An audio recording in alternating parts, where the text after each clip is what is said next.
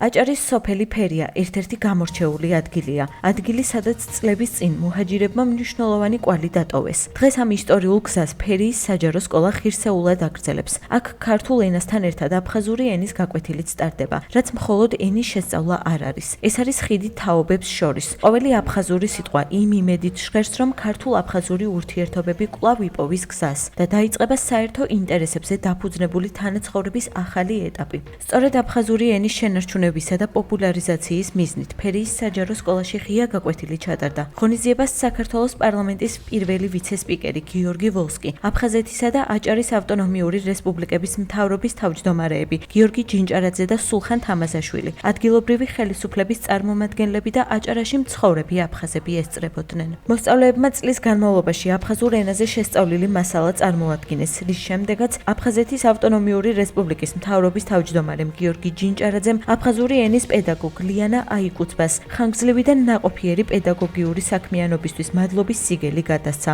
ამასთანავე სკოლის მოსწავლეებმა აფხაზეთის თემატიკისადმი მიძღვნილი სპექტაკლი მიუზიკლი ლამპიონები გამართეს. ღონისძიების დასასრულს სიტყვით გამოვიდნენ აფხაზეთის ავტონომიური რესპუბლიკის მთავრობის თავმჯდომარე გიორგი ჯინჭარაძე და აჭარის ავტონომიური რესპუბლიკის მთავრობის თავმჯდომარე სულხან თამაზაშვილი. მათ ქართულ-აფხაზურ მრავალსაუკუნოვან ურთიერთობებზე და შერიგების პროცესში ახალგაზრდების ჩართულობის მნიშვნელობაზე ისაუბრეს. ფერიის სკოლა უნიკალურია. სულ ახლოს არის ბათუმთან და საკმაოდ ბევრი დადიან ბათუმიდანაც კი. იმდენად კარგი სკოლაა ყველა ასპექტით, მაგრამ რაც მთავარია, აქ სუფევს ქართულ-აფხაზური მეგობრობის სული, ზუსტად ისეთი, როგორც ამ სოფელშია. ბევრი შერეული ოჯახია. რაც მთავარია კიდევ ერთი არანაკლები მნიშვნელობით არანაკლები საკითხი, რომ ეს პედაგოგიური კოლექტივი, აფხაზები, ქართველები ბავშვებს სიყვარულს ასწავლიან. სიყვარულის გარდა არის საკმაოდ სერიოზული სწავლება აფხაზური ენის, აფხაზური კულტურის.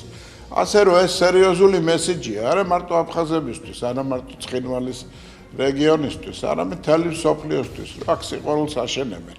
საქართველოში და ზუსტად იმას გამოხატავს ეს პატარა სკოლა, რითიც ყოველდღიურად ცხოვრობს საქართველოს დიდი სიყვარულით და მოლოდინით ტერიტორიული მთლიანობის აღდგენისა, ისე რომ ყველა ერს, ყველა ეთნიკურ ჯგუფს თავისი ადგილი ექნება ამ სახელმწიფოს მშენებლობაში და განვითარებაში. ფერი არის უნიკალური ადგილი, სადაც მუჰაჯირების შთამომავლები საუკუნეზე მეტია რაც ცხოვრობენ. ჩვენც ძალიან მნიშვნელოვანია, რომ ეს ადამიანები ამ წლების მანძილზე ინარჩუნებენ ქართულ-აფხაზურ კულტურას და კიდევ უფრო მნიშვნელოვანია, რომ ფერიის საჯარო სკოლაში ასეთი მონდომებით ახალგაზრდები სწავლობენ აფხაზურ ენას. ეს ახალგაზრდები არიან ის თაობა, რომლებმაც უნდა შეუქმნან საქართველოს ერთიანი მომავალი. აფხაზეთის მთავრობა აქტიურად გააგრძელებს ფერიის სკოლის მხარდაჭერას ყველა მიმართულებით. ფერიის საჯარო სკოლაში აჭარის მთავრობის ხელშეწყობით განათლების სამინისტროს დაფინანსებით ისწავლება აფხაზური ენა.